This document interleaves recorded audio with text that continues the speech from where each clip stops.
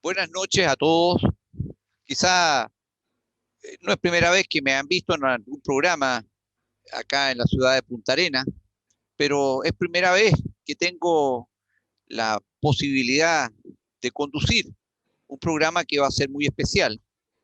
Estamos aquí con nuestro amigo Marcelo Torche, colega, abogado, y que se ha embarcado en esta candidatura inédita, primera vez en la historia de Chile, para ser redactor como constituyente de una nueva constitución para Chile. Y como nosotros ya nos conocemos, sabemos lo que pensamos y manejamos situaciones que, bueno, la mayoría de las personas no conocen, porque claro, repito, es la primera vez en la historia de Chile esto de elegir a alguien para que trabaje en redactar una constitución. A nadie se le había pasado por la cabeza antes, pero siempre hay una primera vez, dicen. Y probablemente y esperamos sea primera y última vez, porque esto de andar cambiando las constituciones a cada rato no es bueno, no es saludable para un país. La verdad es que la historia y la realidad nos muestra que los países más prósperos y estables del mundo son los que tienen las constituciones o las normas básicas más antiguas.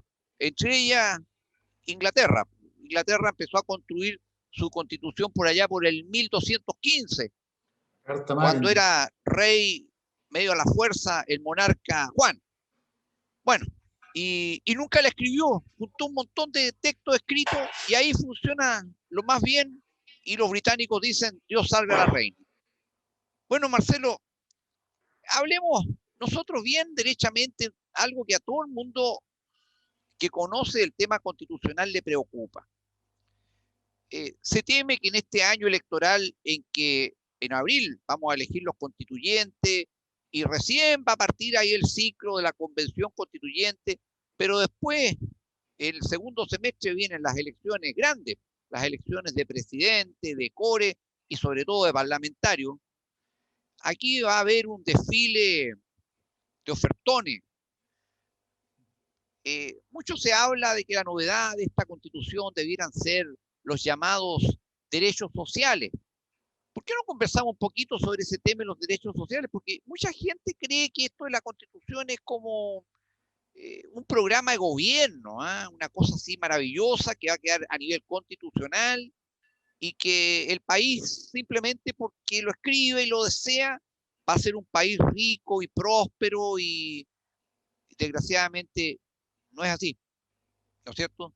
¿Qué te parece? No, estamos bastante claros, o sea, bajo ningún punto de vista, la Constitución es una suerte de varita mágica que por el solo hecho de que la escribamos, por el solo hecho de que ella entre en vigencia o que establezca determinado número de normas, va a cambiar la vida de las personas. Eso no es verdad. Y lamentablemente se ha dicho mucho y se han dicho muchas mentiras. Eh, la Constitución lo que va a establecer es lo que establecen las constituciones. Va a regular los órganos del Estado, va a establecer la forma de gobierno que se le va a dar al país. En lo posible va a establecer un régimen de regionalización efectiva, bastante más allá de lo que existe o de lo que hoy día tenemos. Pero la verdad de las cosas es que la Constitución no le va a cambiar la vida a nadie, y menos de buenas a primeras. Cuando hablamos de los derechos sociales, lo primero que hay que tener en consideración es que los derechos son individuales.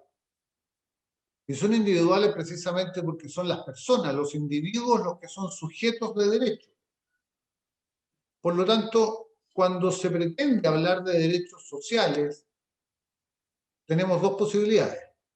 O estamos bautizando algún tipo de derecho con esa categoría, o definitivamente lo que se pretende no es otorgar derechos, sino por el contrario, quitarle derechos a las personas.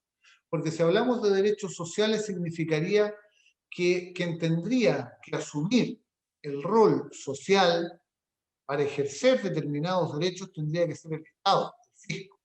No, no el fisco, digamos, el fisco es la sección patrimonial del Estado, pero tendría que ser el Estado o el gobierno que esté de turno, como ejecutante indudablemente de las políticas que se adopten. Pero cada vez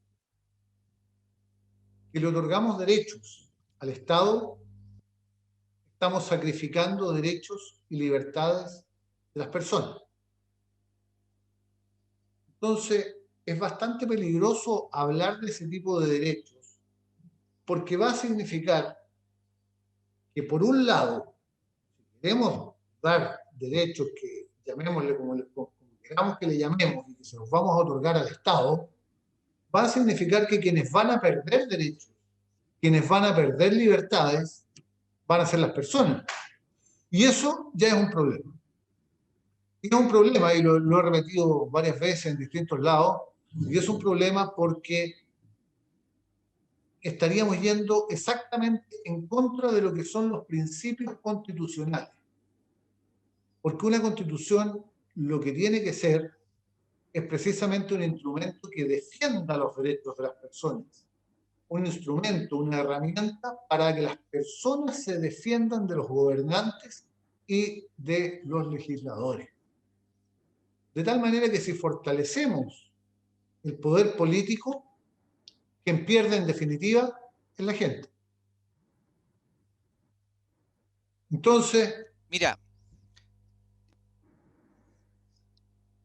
dime nomás. yo te digo, te hago notar una cosa. La actual Constitución tiene un mecanismo de suyo novedoso en la historia constitucional de Chile, el recurso de protección. El recurso de protección en realidad tiene su basamento en una disposición de la Declaración Universal de Derechos Humanos, que dice que en los países existirá un recurso procesal que realmente proteja los derechos que se garantizan en esta carta, dice algo así la idea. Y eso le permite a los individuos, por un montón de catálogo de derechos que están en la Constitución, la mayoría de ellos, recurrir a una corte de apelaciones para los efectos que la corte de apelaciones, tengámoslo claro, expliquémosle a la gente, es un tribunal de carácter superior, no es un juzgado, está por encima de todos los juzgados de un área territorial del país y que declara que tal o cual hecho o acto, especialmente si es de la administración, también puede ser de particulares, pero sobre todo si es de la administración, es ilegal, arbitrario y por tanto hasta se le puede anular y se puede sancionar, etcétera, etcétera.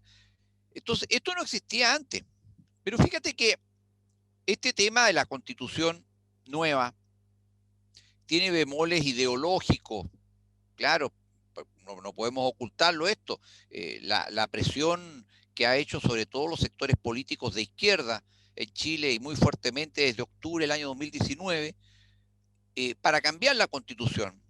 Y yo estudié un proyecto que dejó doña Michelle Bachelet al término de su segundo mandato, que fue redactado por don Fernando Atria, que quiere ser el padre redactor de una nueva constitución de su signo, por supuesto, es que el recurso de protección de hecho desaparece, porque lo deja reducido a una acción para plantearse ante cualquier tribunal común y corriente, no ante corte, y apelable ante el Tribunal Constitucional. Tú te comprenderás que un tribunal constitucional a nivel nacional, viendo apelaciones de recursos de protección, mata el recurso de protección porque es imposible que los vea en el brevísimo plazo que ellos requieren. Se transformaría esto entre el juzgado común y corriente, con todo el respeto que merecen los juzgados y los jueces, por supuesto, pero juzgado, digamos, lleno, atochado de cosas. Saltar después al Tribunal Constitucional transforma en juicio los recursos de protección. Entonces, mire, y en esto ojalá haya abogados viendo este programa en este momento, porque no hay abogado en Chile, sea el color político que sea, que no haya ocupado alguna vez el recurso de protección. Y este recurso de protección, recuérdese que está en la Constitución que se estableció en 1980, pero se estableció antes, se estableció en las llamadas actas constitucionales del año 1976. Y por Dios que ha sido valioso, interesante, porque es muy importante esto que los ciudadanos de a pie, la gente común y corriente, a lo más con asesoría de un abogado. Bueno, eso nos da trabajo también a los abogados, claro, pero sin tener que pasar por autoridades, por parlamentarios que anden haciendo favores, jugando influencias, ministros, esto, lo otro, puedan atacar directamente al órgano del Estado que está pisoteando sus derechos, porque de eso se trata. Es un tema tremendamente importante que no puede modificarse en la nueva constitución. ¿No crees tú? Yo creo incluso debería ampliarse el catálogo de derechos que estén resguardados por la nueva constitución. ¿No te parece a ti? Totalmente de acuerdo. El recurso, a ver, me voy a detener un poco. Totalmente de acuerdo. O sea, una constitución para que efectivamente pueda defender a la gente, para que se constituya como el instrumento capaz de dar la debida protección de los derechos de las personas, o más que eso, para que pueda ser un instrumento que le permita a la gente fiscalizar, controlar y limitar el poder de la administración, tiene que estar dotada primero de un catálogo importante de derechos fundamentales, de garantías constitucionales. Pero esos derechos, para que sean realmente eficaces, tienen que poder ejercerse, se tienen que poder ejercer de una manera rápida. No podemos estar esperando que un derecho que ha sido conculcado por la administración tenga una tramitación lata, una tramitación larga. Y en ese sentido creo que lo que hoy día tenemos como acción de protección o recurso de protección es fundamental. Es un recurso que tiene una tramitación rápida y eso mismo lo transforma en un recurso eficaz y es eficaz en contra de los actos ilegales o arbitrarios de la administración del Estado. De tal manera que llevarlo como lo están planteando en ese proyecto o anteproyecto es absolutamente inviable. Es inviable porque primero los derechos de las personas se van a ver mancillados, conculcados, atropellados por el Estado y nos vamos a encontrar con una apelación extraña porque de partida el Tribunal Constitucional no forma parte del Poder Judicial. O sea, primero lo lleva a un juzgado, no lo radica en un Tribunal Superior de Justicia como hoy día está radicado en las Cortes de Apelación. Lo lleva a un juzgado y luego lo saca del Poder Judicial y se lo lleva a un tribunal que tiene un carácter, yo no diría especial, sino especialísimo y ajeno al Poder Judicial, independiente del Poder Judicial. Entonces, yo de verdad no veo que esa forma novedosa como se le pretende tratar pueda ser eficaz y pueda efectivamente defender a la gente. En materia de recursos de protección, creo que debe existir con este nombre o con el que sea una acción de la misma naturaleza. Una acción que sea capaz de restituir el imperio del derecho, la exigibilidad de los derechos, ¿a quién? A las personas que han tenido algún tipo de vulneración de ellos por parte de la administración del Estado. Se requiere tramitación rápida para que sea eficaz. Oye, Marcelo. Mal que mal, dame un segundo, mal que mal, existe un viejo Sí. aforismo, viejo refrán, que dice que la justicia tardía no es justicia. Y cuando se trata de derechos conculcados por el Estado, con mayor razón se requiere de celeridad en la solución que se le dé.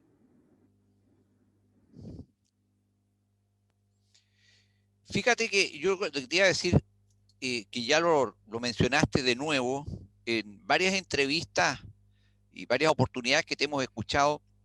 Veo que el eje central de tu campaña constituyente consiste en mostrar lo que sería en tu pelea, por así decirlo, puntual, como miembro de la Convención Constituyente, la verdadera regionalización política del país. Yo ahí, digamos, me quiero detener un poco porque esta región, desde que yo vivo acá, más o menos 10 años, he escuchado mucho hablar de regionalismo, quejarse que no nos toman en cuenta, etcétera.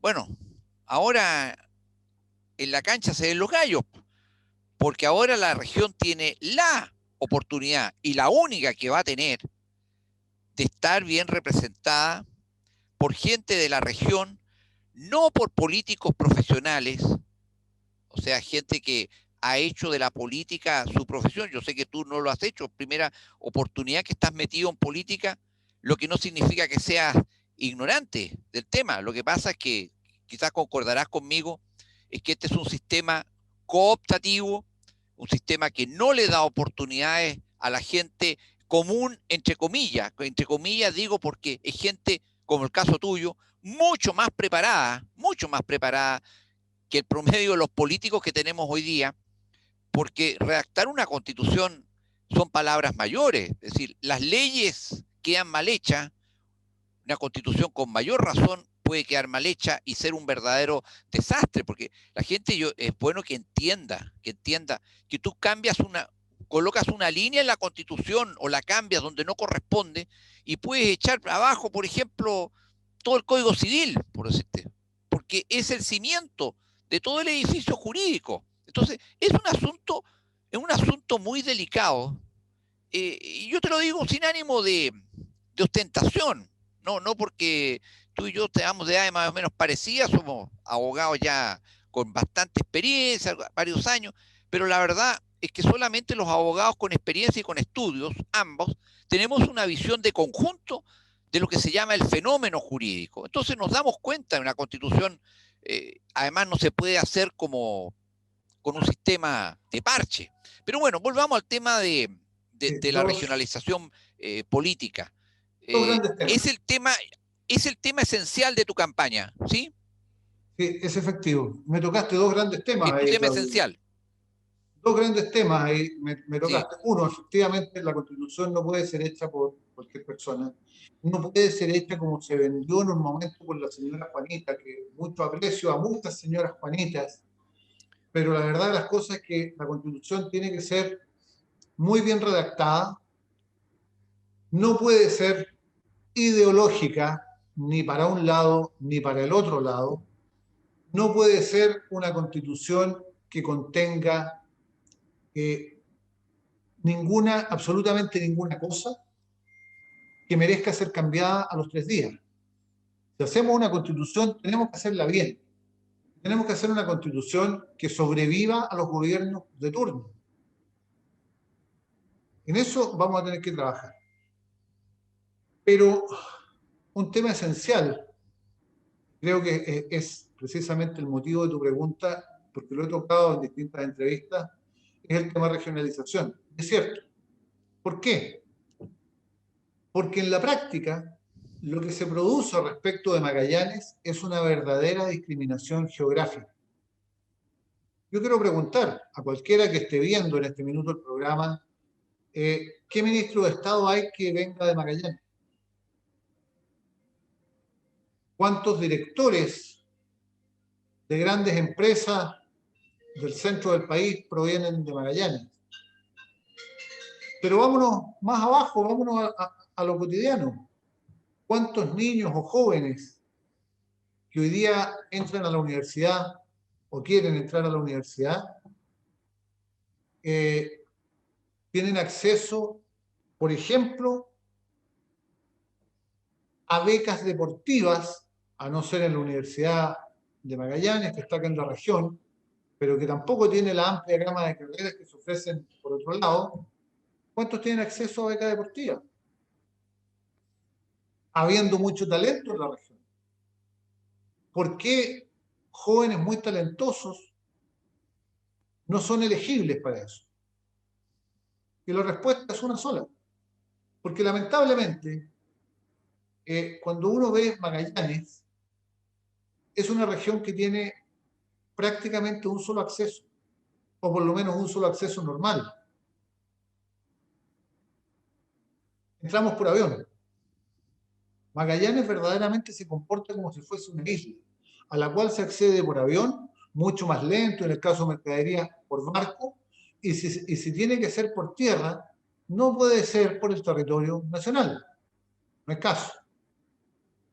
Por lo tanto, creo que Y eso no va a cambiar nunca, es así. por un problema geográfico.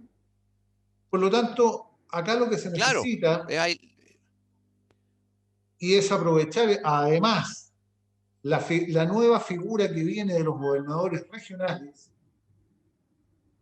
es formular o realizar o efectuar en el país una regionalización efectiva, absolutamente necesaria, al menos para las regiones extremas. Magallanes es una de ellas, es una de las afectadas y necesita de una regionalización efectiva. El año 1975, cuando se produjo la llamada regionalización, que se quiso suprimir 25 provincias por 13 regiones, 12 más un área metropolitana en ese entonces, lo único que se hizo fue una división político-administrativa, establecer límites. La primera llega de acá hasta acá, la quinta de acá hasta acá, la séptima de acá hasta acá y la decimosegunda de aquí hasta el Polo Sur. Pero en definitiva, todas las políticas que se ejercen en esta región son determinadas por el gobierno central desde Santiago. Los intendentes son prácticamente ejecutores, no prácticamente, son ejecutores de las políticas del presidente de la República. Por lo tanto, claro, lo asesoran en alguna medida, pero se necesita un nivel de decisión efectivo en la región. Se necesita que haya recursos importantes administrados en la región. Se necesita normas especiales aplicadas en la región y voy a ir incluso más allá, hechas en la región. Y no creo que esté siendo audaz, porque por las características especiales que tiene Magallanes, no, se necesita eso. Necesitamos una cierta autonomía normativa, una cierta autonomía financiera e indudablemente autoridades con capacidad de decisión. Hoy día eso no lo tenemos y hemos visto hoy día en la mañana en una entrevista en la Radio Polar, lo ejemplificaba, hemos tenido situaciones muy graves a raíz de malas decisiones y malas políticas venidas de Santiago. La más brutal o el más brutal ejemplo que podemos dar al respecto creo que es la llamada crisis del gas del año 2011, donde simplemente pensando en el comportamiento climático sí, de fue la zona terrible, fue central, terrible. el comportamiento climático de la zona central dijo, no, ¿sabe qué? Magallanes vamos a subir el gas. Un desastre. Habría dejado familias en la ruina. Y lo digo con toda responsabilidad. Sé de gente que no habría podido pagar bajo ningún punto de vista los precios que se pretendían.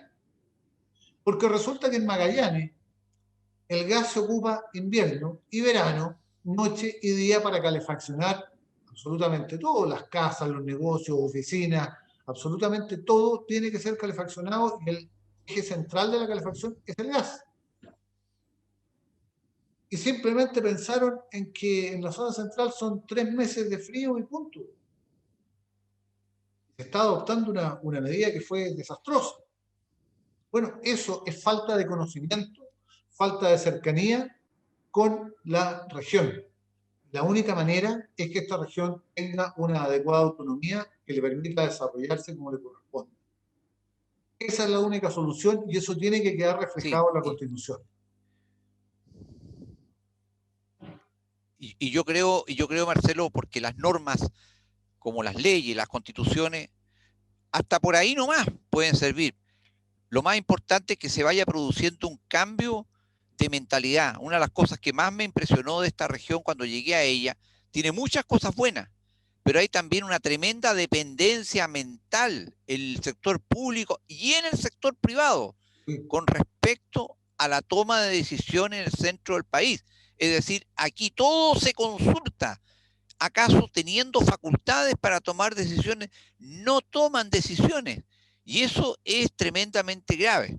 Bueno, yo creo que Es vamos a tener que muy grave. irnos unos minutos al programa de la Cámara de Comercio que pasa por todos los medios de comunicación por algunos minutos y después seguimos conversando con respecto a este tema de la nacionalización política, porque quiero profundizar un poquito más, porque no es solamente una cuestión de recursos que vengan del centro. Dice relación también con nosotros generar nuestras normas y nuestros recursos y administrarlos, porque los grandes países del mundo son todos de regiones autónomos o son federales, ¿sí? Y no es por casualidad. Los países centralistas son siempre países atrasados, ¿cierto? Es así. Bueno, paramos entonces y vamos a la Cámara de Comercio. Perfecto.